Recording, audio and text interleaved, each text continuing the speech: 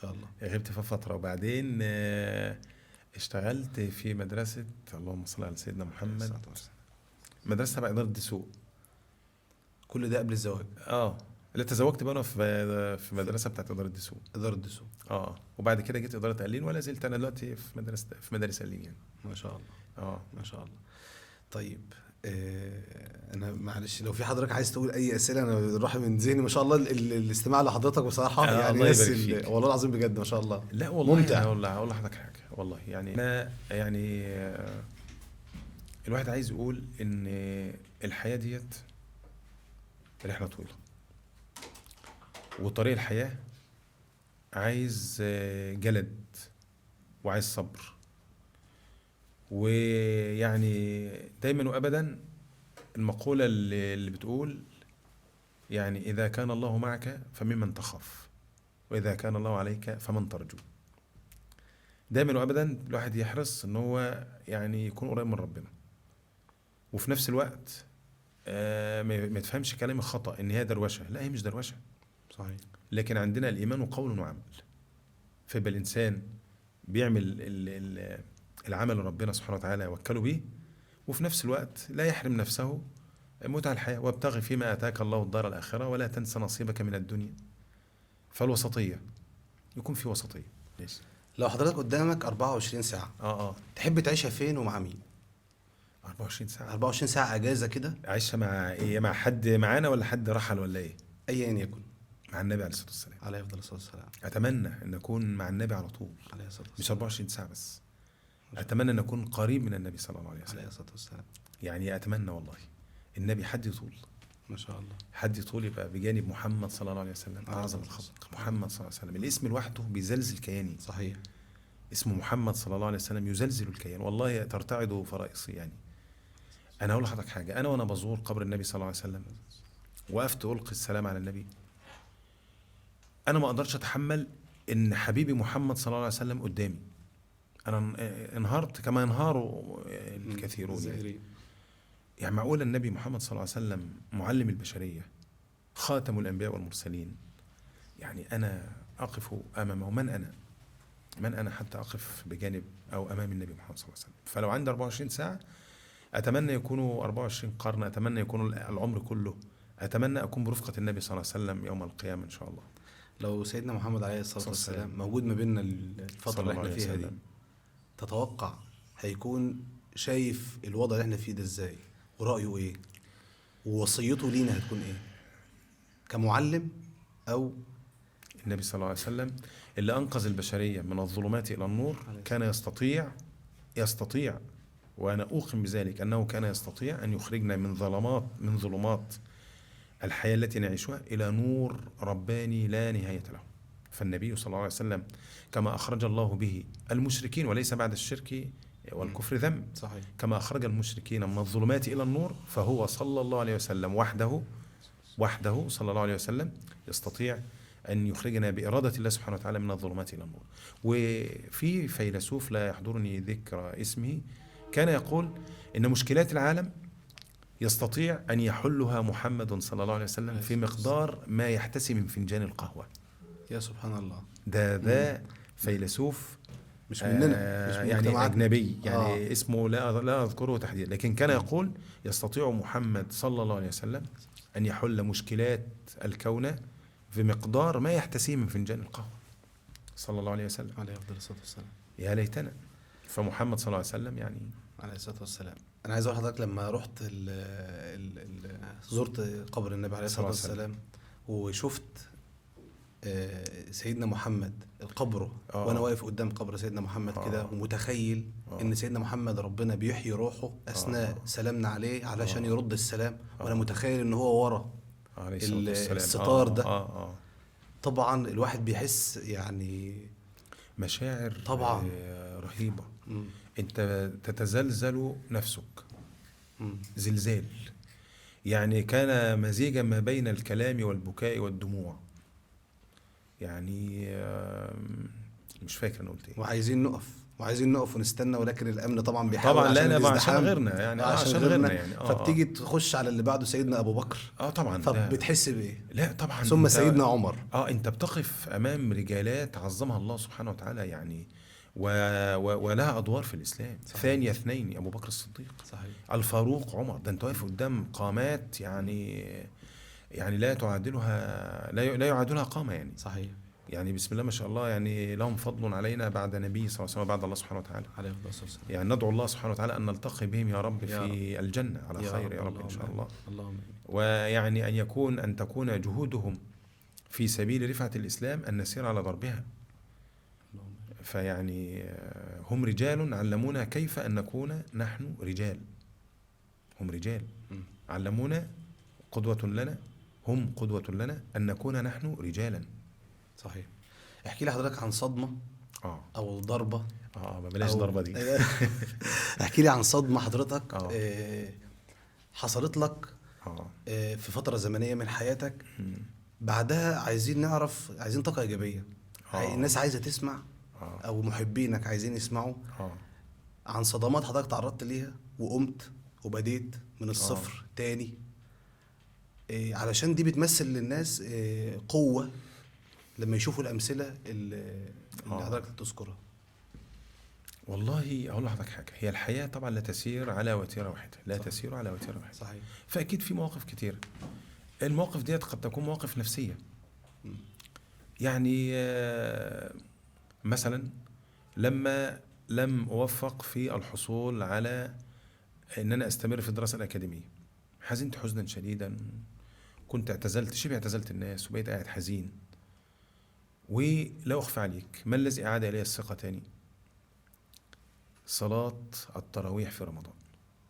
كنت في الفترة ديت نفسيتي مش تمام، فرحت صلاة التراويح في رمضان، وكان داخلة كمان ليلة القدر، وظللت أدعو الله سبحانه وتعالى أن يرفع عني هذا الغم والكرب، واستجاب الله لي والحمد لله رب العالمين.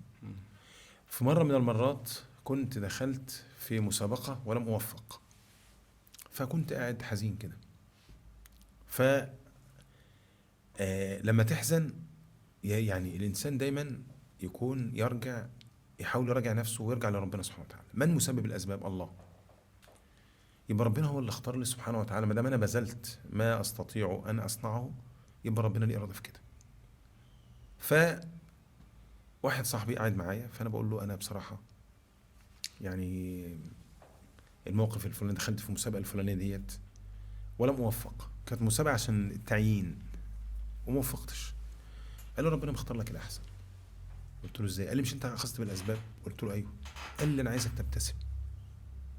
قلت له ازاي؟ قال لي ابتسم، ويعني لا تعكر صفوك، ما تفكرش كتير، اعمل اللي عليك وسيب ربنا يختار لك. وسبحان الله المسابقه اللي انا كنت ديت وكنت زعلان عشانها، لقيتهم بعد شويه عملوا دفعه استثنائيه هياخدوها، في ناس ما خدوهاش، ولقيتهم باعتين اسمي وقالوا لي تعالى وتعينت بالسبب ده. سبحان الله. فهي الحياة مزيج من الصدمات، لكن الواحد لازم يكون علاقته مع ربنا كويسة. أنا مش مع الناس اللي يقول لك مثلا أنت وقعت في مشكلة يبقى خلاص بقى تلعن وتسب. تلعن وتسب إيه؟ يعني شوف ربنا قال للنبي صلى الله عليه وسلم، النبي كان حزين جدا عشان المشركين يعني معرضين، فربنا يقول له لست عليهم بمسيطر. دي طاقة إيجابية، أنا بقى عليا بس النصح. وربنا يقول في القرآن الكريم فاتقوا الله ما استطعتم، اعمل اللي تقدر عليه. فدايما وابدا عود نفسك انك انت اولا يعني الناس انك ما تحطش نفسك في دائره مغلقه.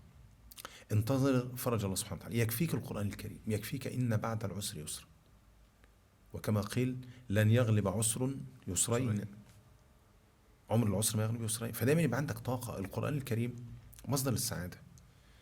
انا عن نفسي لما لا اخفى عليك يعني لما بتمر عليا، يعني أنا حاليا في الوقت الحالي عندي بعض المنغصات، بعمل إيه؟ واستعينوا بالصبر والصلاة، وصية ربنا، واستعينوا بالصبر والصلاة. أنا بنزل ساعات بعض الخطب عن الصبر، قد أكون عارف الكلام اللي فيها بس أحب أسمعه تاني، بيزيد إيماني. أسمع القرآن الكريم، أسمع كده آية لكي لا تأسوا على ما فاتكم ولا تفرحوا بما آتاكم. شوف الآية، لا تأس على ما فاتكم ولا تفرحوا بما آتاكم والله لا يحب كل مختال فخور. القرآن الكريم بيديك أعظم طاقة إيجابية، صحيح. أعظم من أي مقولة. قدوة النبي عليه الصلاة والسلام، النبي لما تشوف حياته مر بصدمات كثيرة جدا، لكن دايما كان مع الله سبحانه وتعالى. شوف عامل حزن ازاي لما النبي صبر ربنا اداله مكافأة فيها، وكانت ذكرى الإسراء والمعراج في نفس العام. فربنا سبحانه وتعالى إذا ما جاءت يعني صدمة ومحنة فاعلم بإذن الله أن هناك منحة، وإنما ليبلوكم أيكم أحسن عملا. المنحة إحنا كمسلمين كما قال النبي عليه الصلاة والسلام أو مؤمنين يعني، إن أمر المؤمن كله خير، إن أصابته سراء شكر فكان خيرا له، وإن أصابته ضراء صبر فكان خيرا له. وشوف وليس ذلك إلا للمؤمن. فأنت لما تحسبها كده، أنا مخلوق، أنا صنعة ربي يفعل فيما يشاء. إن أعطاني الخير فمنه، إن أعطاني المال فمنه، إن أعطاني صدمة فأرجو الثواب منه. ما شاء الله. ويكفيك أن الله سبحانه وتعالى يقول إنما يوفى الصابرون أجرهم بغير حساب. ويكفيك إن الله مع الصابرين. طبعا كلمات جميلة، كلمات ما شاء الله، يعني فيها كلها طاقة إيجابية. يعني الدقيقتين اللي حضرتك اتكلمتهم دول والله يعني ما شاء هذا الله. ما يسره الله لنا ما شاء يعني. الله. كلمتين دول يعني ما أنا بشوف وأنت حضرتك بتتكلم كده، أكتر ناس بحس إنه متوجه له بالكلام ده طبعا كلنا، ولكن الطالب اللي خسر درجات كان متوقعها في نهاية العام الدراسي. هقول لحضرتك على حاجة، يعني بص ما تعرفش الخير فين. أنا لسه قايل الطلبة النهاردة، ولو سمعوني هيقولوا فعلا الأستاذ قالنا كده النهاردة، طالب في كلية الطب دخلها بالغش. الترم الأول نتائجه طلعت، رسب في كل المواد. بيقول لي إيه؟ أنا أطلع من الكلية دي إزاي؟ ده كان فرحان إنه دخلها. أنا أطلع منها إزاي؟ أنا مش قادر عليها. قلت له طب وأنت دخلت؟ قال أنا جبت مجموع كله قال لي خش باشا. دخلت مش عارف أمشي فيها، عايز أطلع منها، أطلع إزاي؟ قلت له أنت درجاتك؟ قال لي كان درجاتي في مجهودي وفي مش مجهودي. فأنا بقول للطالب سيب ربنا يختار لك. أنا في طالبة كانت عندي كانت شاطرة جدا جدا، يوم النتيجة بتاعت الثانوية ما ظهرت لقيتها منفطرة من البكاء. مامتها جاية وجت عندي في البيت وقالت لي، هي قالت لازم اروح للاستاذ محمود، انا عايز اقعد معاه دلوقتي. قلت لها تعالي. قعدت تعيط. قلت لها يا بنتي يا استاذ فلانة دخلت وفلانة عملت وشوف انا. قلت لها سيب ربنا يختار لك، انت مش عملت اللي عليكي؟ قالت لي اه. قلت لها لو رجع بيك الزمن تاني في تقصير انت عايزه يعني تعمليه؟ قالت انا بتوفيق ربنا عملت اللي عليا، حليت كام كتاب وخليت وصلت. قلت لها سيب ربنا يختار لك.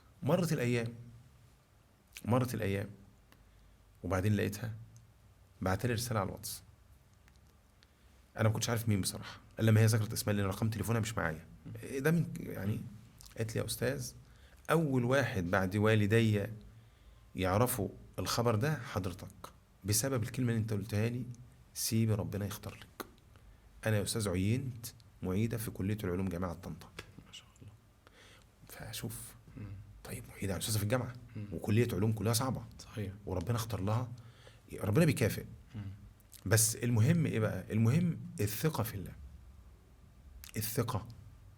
الثقه في الله يعني اللي خلى سيدنا ابو بكر الصديق يقول لك والله لا امن مكر الله ولو كانت احدى قدمي في الجنه.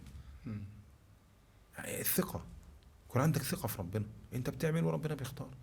الناس للاسف من ساعه ما بصت ان الرزق كله ايه؟ منصب وفلوس، ضاعت كل حاجه. السعاده يعني الشاعر كان بيقول ولست ارى السعاده جمع مال ولكن التقي هو السعيد. جمع المال مش هو السعاده. ربما المال يكون سبب في الشقاء، وفعلا غالبا المال بيكون سبب في الشقاء. المال يطلب المال، فبتلاقي نفسك مهما كان معاك مال انت عايز مال عشان تقدر تقتنع انك هتستمر في نفس الايه، في نفس الموال اللي انت فيه. لكن مش معنى ذلك ان احنا مش عايزين مال، المال هو عصب الحياه. لكن اسيب ربنا يختار لي، ابذل جهد، اعمل عليا واتوكل على الله. ومن يتوكل على الله فهو حسبه. والرسول صلى الله عليه وسلم يقول لك ايه؟ لو انكم تتوكلون على الله حق توكله لرزقكم كما يرزق الطير تغدو خماصا وتعود بطانا. شفت؟ يعني ندعو الله سبحانه وتعالى ان يرزقنا حسن التوكل عليه. اللهم امين. فطبعا اي طالب بقول له اعمل اللي عليك، لكن الدنيا مش هتنتهي، ما تعرفش السعاده فين. صحيح. يعني في واحد دلوقتي هو مهندس، يعني خلص هندسه مش لاقي شغل. لما كان داخل كليه الهندسه كان زمايله اللي ما عرفوش يخشوها كانوا يغبطونه. مش معنى ذلك اني بقلل من كليه معينه يعني، لكن انا بقول لك على موقف حصل. ف بيقول يا ريتني كنت بقيت زي فلان. مين زي فلان ده؟ واحد ما عرفش يخش كليه الهندسه ودخل في اتجاه تاني وربنا كرمه. يبقى اذا عندنا العبره ليست بالايه؟ بمجرد الشهاده. انت صحيح. يعني ما تعرفش ربنا كاتب لك ايه. صحيح.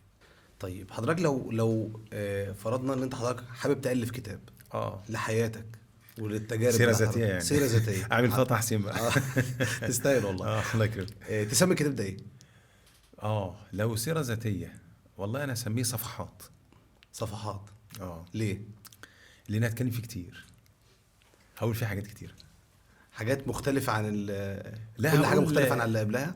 لا هقول يعني مواقف وحياتية كتيرة، قد تكون ممكن تكون حاجة كانت إيجابية في وقتها أو سلبية لكن استفدت منها. فلو كتاب هسميه صفحات. اسم جميل ما شاء الله. الله يبارك فيك. طيب حضرتك لو حابب توجه رسالة للمعلم، المعلمين في الفترة الحالية. النهاردة بنشوف أي حد اتخرج من كلية ومش لاقي شغل. للأسف يعني. مرة واحدة استنونا في فتح مرحلة أيوة. توجه حضرتك رسالة ازاي؟ هقول لحضرتك حاجة. أولا التعليم خدها إن هي رسالة، يعني التعليم ما تاخدوش مكسب، خده رسالة. تمام. لو أنت شايف في نفسك قدرة على إيصال المعلومة بما يعني يتوافق مع المنهج ومع العلم اللي بتقوله، فمهنة التدريس ليست قاصرة على المدرس الأكاديمي فقط. يعني دي برضو الأمانة.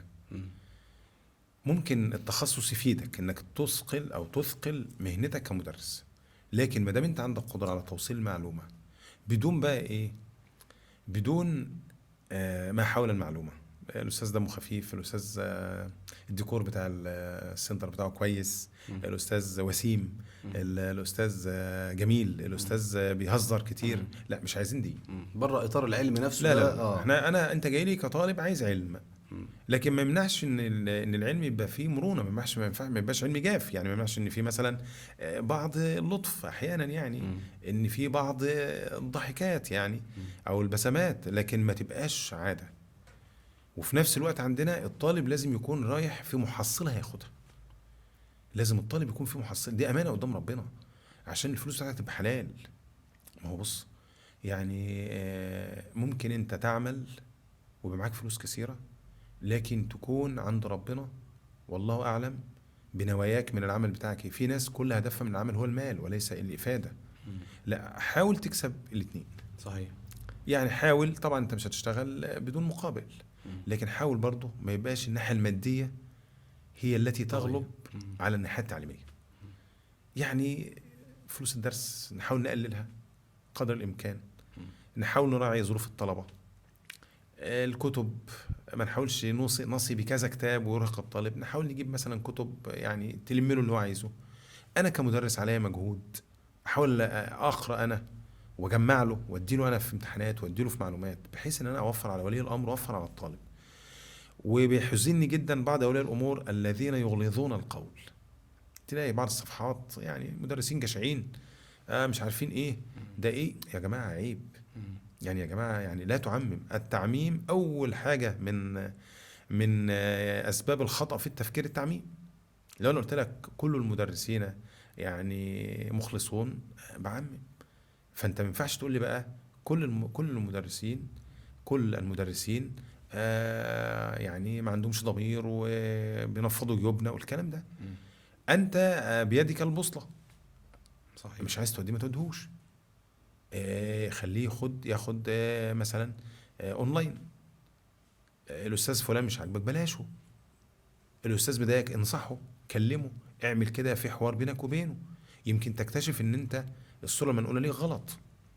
بس ده مش يمكن من ان عدد المدرسين الغير اكفاء واللي دخلوا الساحه طبعا مش ده برضو. يمكن بالعدد الغزير اللي احنا شايفينه في الفتره الحاليه ده سبب؟ انا واحد رجل يعني كبير في السن والمقام قال لي في مره حاجه كده، قال لي انت عارف الناس ما عادتش بتميز المدرس الكفء من غير الكفء.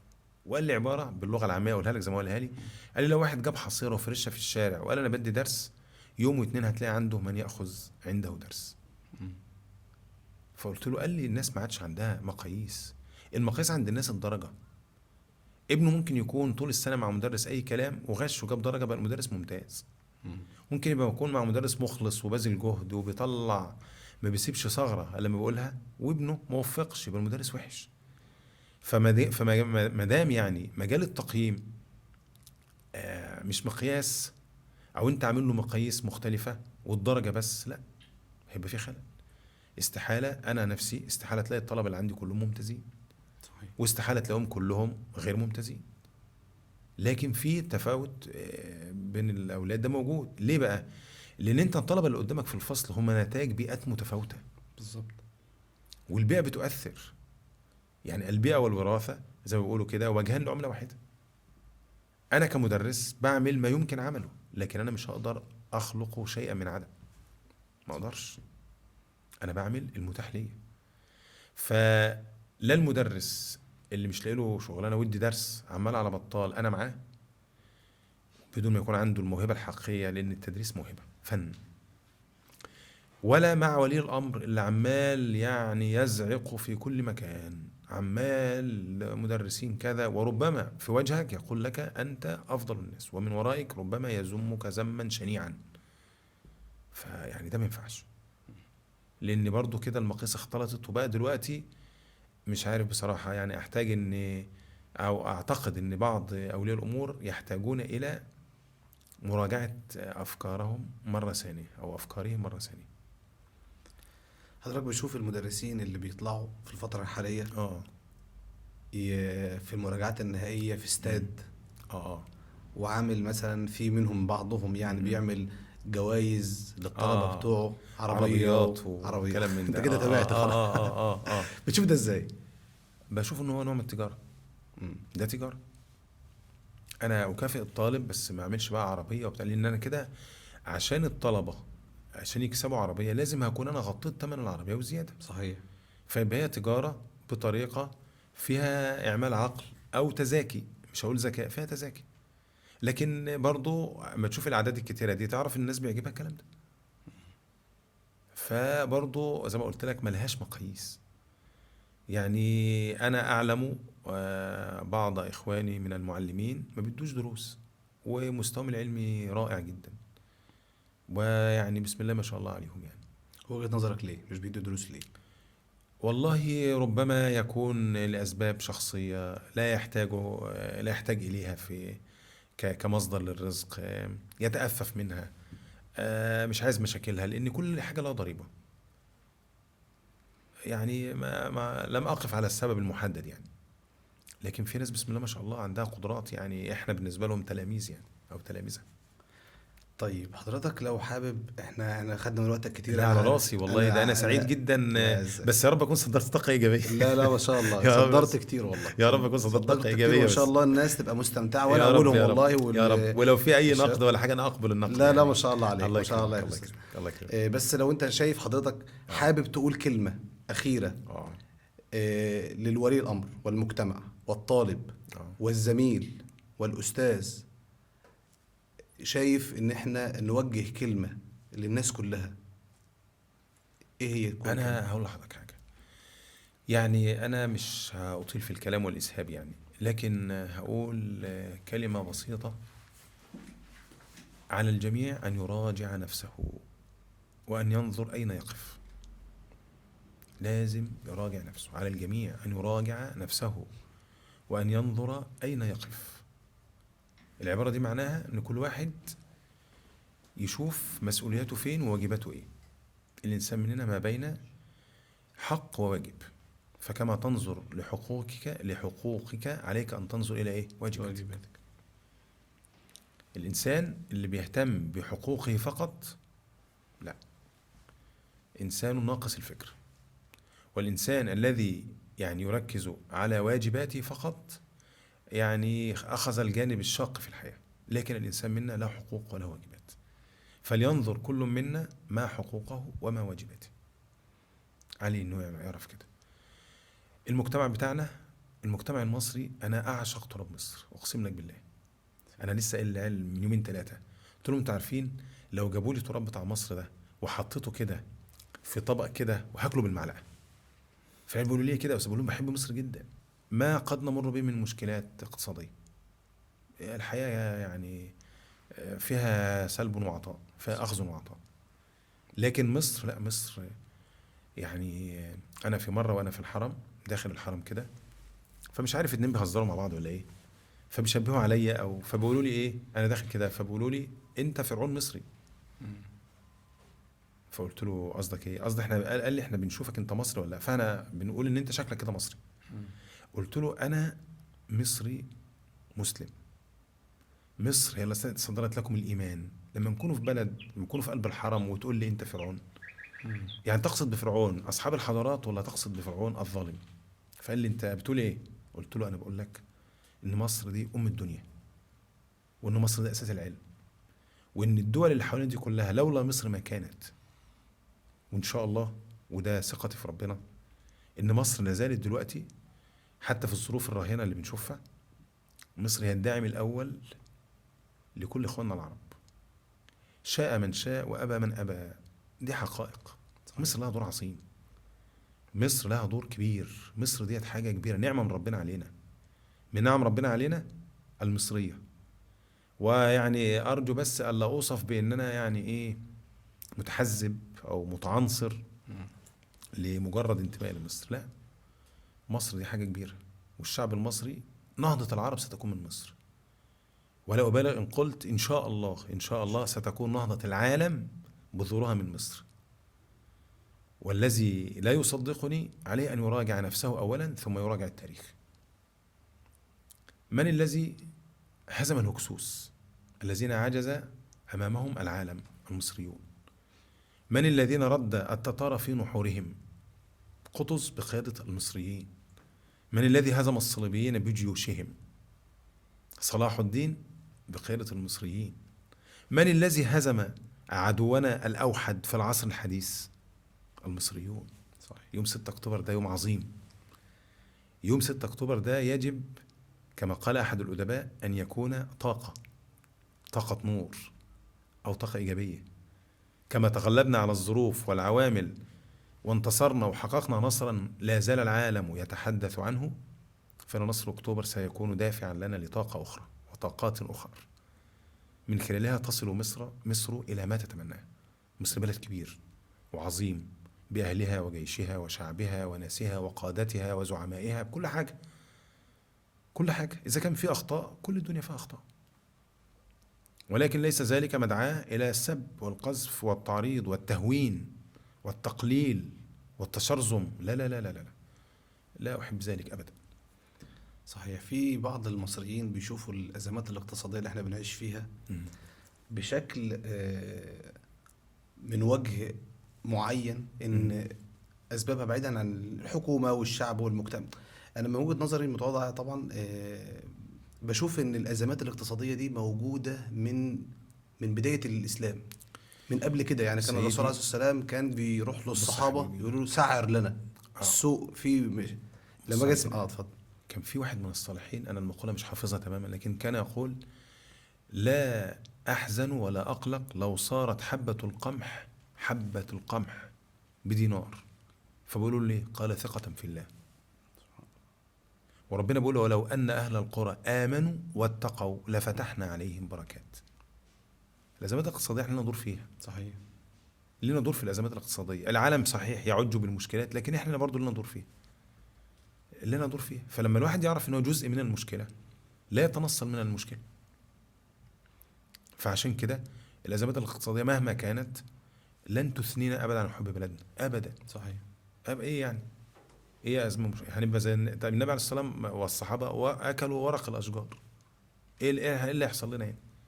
هنصبر والحمد لله احنا ما وصلناش للمستوى ده يعني. صحيح. الحمد لله رب الحمد العالمين. لله. صحيح. كل منا في بيته مخزون طعام يكفيه فترات، ومع ذلك الشكوى، مم.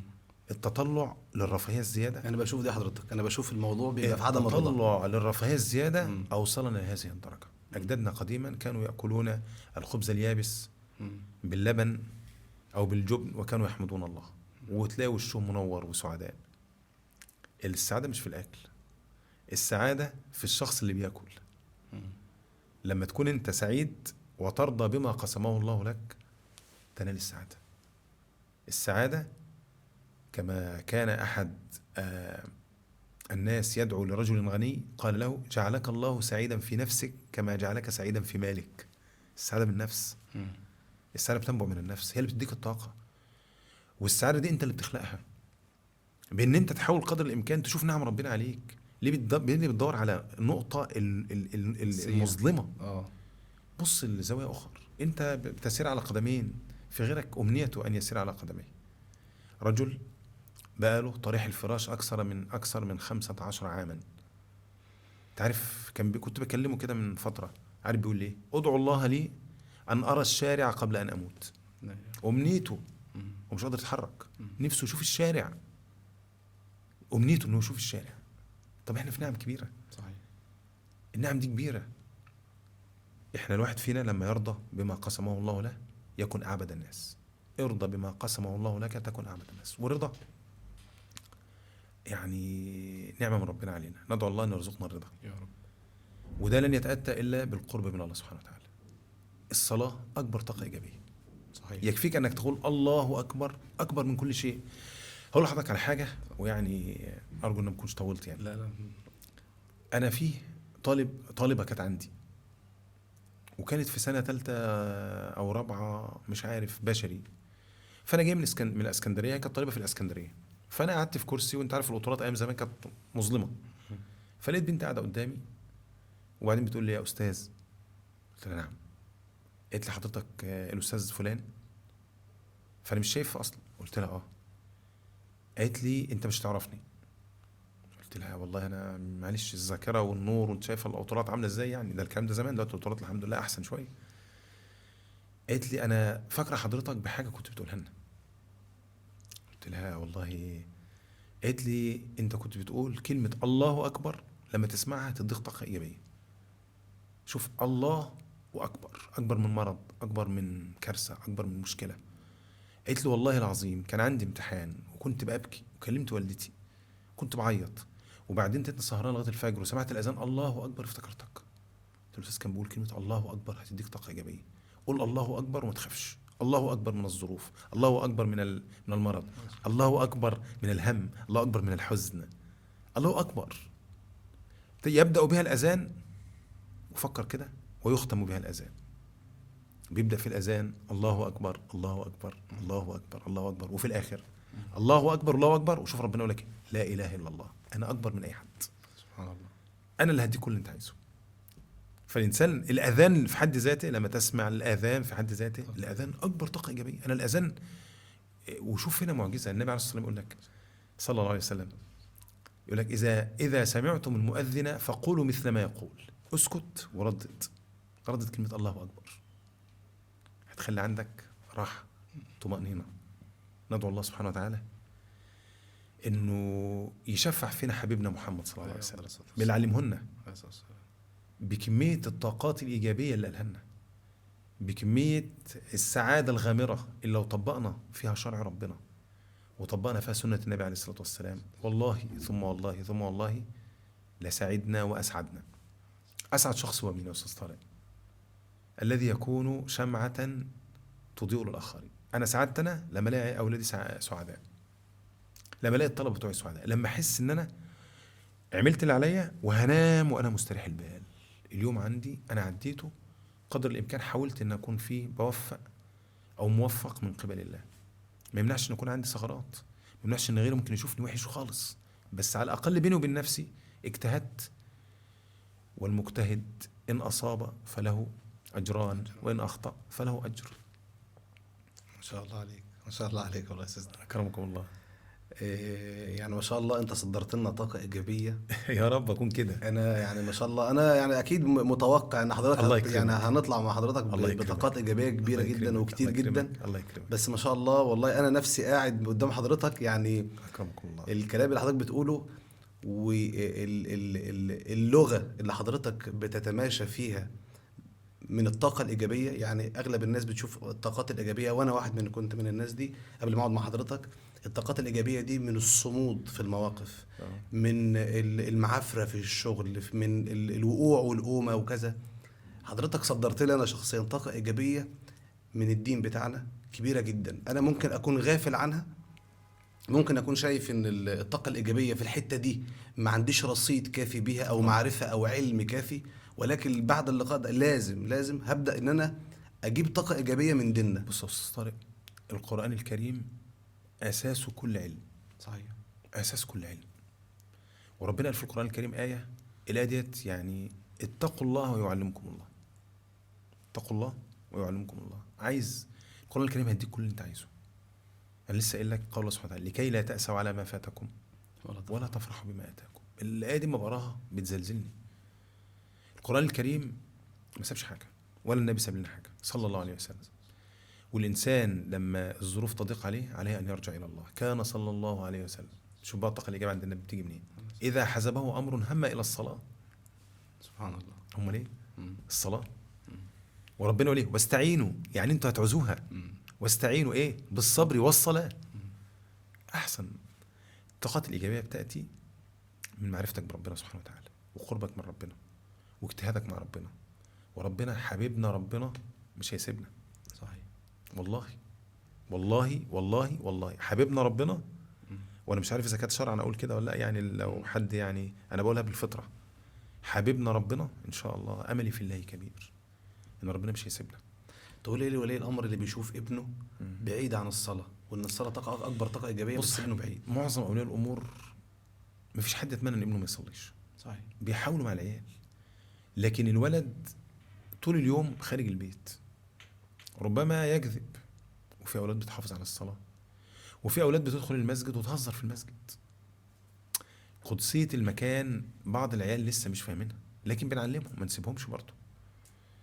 اولياء الامور يعني الا من رحم الله، يعني معظمهم قد يكون مشغول وتركيزه كله على المذاكره، والولد جاب كام وعمل ايه.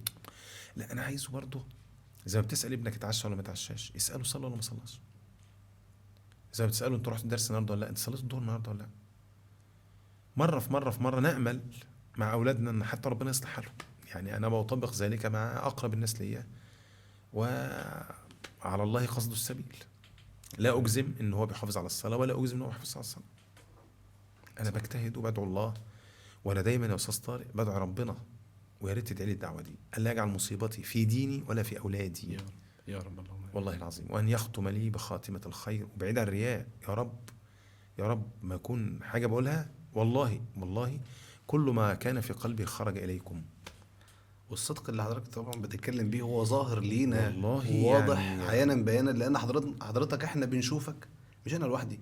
كل الناس اللي انا بتكلم معاهم او اللي انا حضرتك ممكن تيجي سيرتك بيني وبينهم، محدش بيذكرك غير بالخير. يا رب. اكيد اكيد السيرة دي بالانطباع الكامل ده من الناس ده، اكيد مش وراءه كده هباء كده، مش جاي من هباء، اكيد جاي من صدق. وكان فضل الله عليك عظيم. فضل ربنا الحمد لله، ما لناش اي اجتهاد فيه. الحمد لله. فضل ربنا سبحانه وتعالى. يا رب بس نكونوا صادقين مع نفسنا، ونكونوا صادقين، وربنا يكتب لنا الصدق والاخلاص ويجنبنا الرياء. اللهم يا رب. اللهم. فيعني التوفيق من عند الله سبحانه وتعالى، ويا رب نكون من الموفقين، ولا يخذلنا في الدنيا ولا يخذلنا في الاخره. يا رب. اللهم. اخشى يا استاذ طارق ما اخشاه الآية دي: الذين ضل سعيهم في الحياة الدنيا وهم يحسبون يا رب ما نكونش منهم أنهم يحسنون صنعا. أدعو الله سبحانه وتعالى أن يشملنا برحمته، وأن يغفر لنا يعني ما قدمنا وما أخرنا، واغفر لنا ما لا نعلمه وما لا تعلمونه عنا. أنا أظهر أمامك بالشكل الذي وضعتني أنت فيه، لكن علم ذلك عند ربي. أدعو الله سبحانه وتعالى أن يغفر لي وأن يسامحني وأن يتجاوز عن زلاتي وهفواتي. اللهم آمين وإياكم يا رب. اللهم آمين. انا عايز جاي عندي ان انا اختم، بس انا مش عايز اختم، انا والله عايز مستمتع معاك. الله يكرمك. يعني انا حاسك بتقفل الكلام، يعني بتقفل الحوار ان احنا نختم، بس انا معاك، عايز لا نقول لا حاجه لا، تاني. انا تحت تمام، امرك، انا تحت امرك الله والله. يعز بس حضرتك، بس انا مش عايز اسهرك ويعني لا لا، يعني انا يعني سعدت بلقائك والله يا استاذ طارق يعني الله يعزك. وربنا يوفقكم ان شاء الله، واكون عند حسن الظن بي يعني ان شاء الله. انا مستمتع جدا والله بالكلام مع ده انا حضرتك. سعيد جدا جدا والله يعني. الله يبارك لك. انت خليت النهارده اقعد على كرسي الاعتراف. ان شاء الله حضرتك يعني صادق من الداخل ومن الخارج، وان الله شاء الله يكرمك. يعني مش ندعو الله ان محتاج. نكون كذلك يا رب. إن شاء اللهم الله. امين. إن شاء الله. شرفتني ده شرف لنا. ونورتني. انا أكرمكم مبسوط الله. جدا والله العظيم بجد. وانا اسعد وادعو الله سبحانه وتعالى ان يبارك لكم وان يوفقكم ان شاء الله باذن الله، اللهم آمين. وان تكونوا دائما وابدا مصدر طاقة إيجابية. للطاقات الايجابيه الحمد لله. باذن الله باذن الله، وان يكتب الخير على يديكم وان يوفقكم باذن الله. يا رب. اللهم امين. ولا تنسونا من صالح الدعاء.